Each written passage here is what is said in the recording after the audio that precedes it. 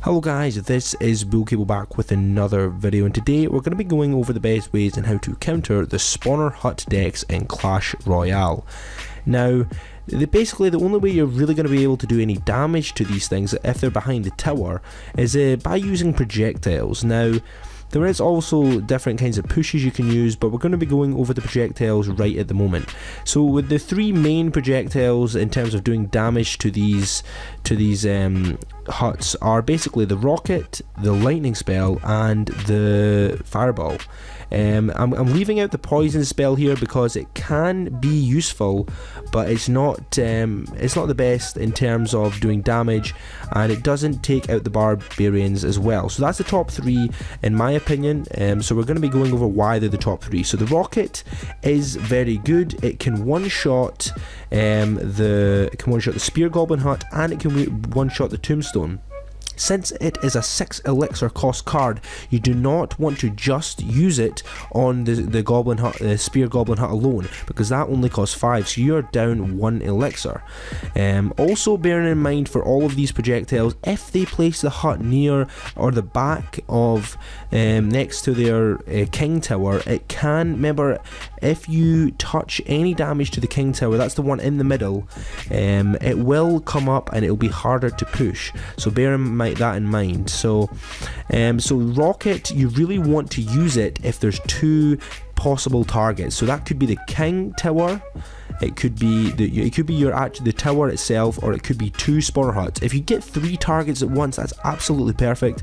So you definitely do not want to hit just one of the towers. So that's probably the best. Let's go on to the lightning spell. Now the lightning spell is very good as well for countering, but it can only target 3 things. Bear in mind it will target the 3 most highest damage cards, the highest damage troops. It could be towers, it could be anything.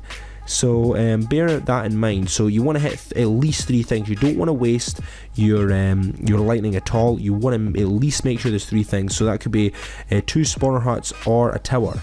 Now, so basically, as you guys have probably gathered, you at least want to let them build up these spawner huts before you start taking them out. You do not want to take them out when there's just one single one, because that isn't very it's not very good anyway. One tower, you don't need to worry about that. It's when they start building up multiple ones, that's when you need to start using your projectiles.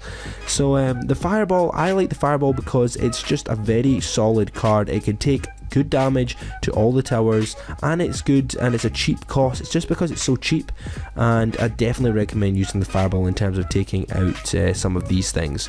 So let's go on to the troops that we can use to counter this now.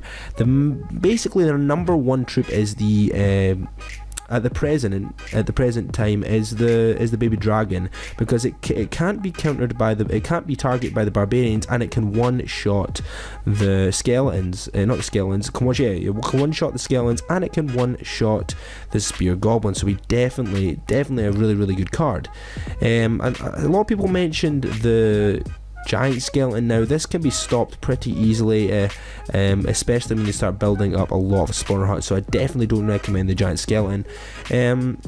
The only other one I can really think about, anything that really does splash damage, as long as you have a tank in the front and a wizard or a bomber at the back, then you'll be doing pretty well, and you'll be able to counter this pretty well. So they are obviously a highly defensive strategy.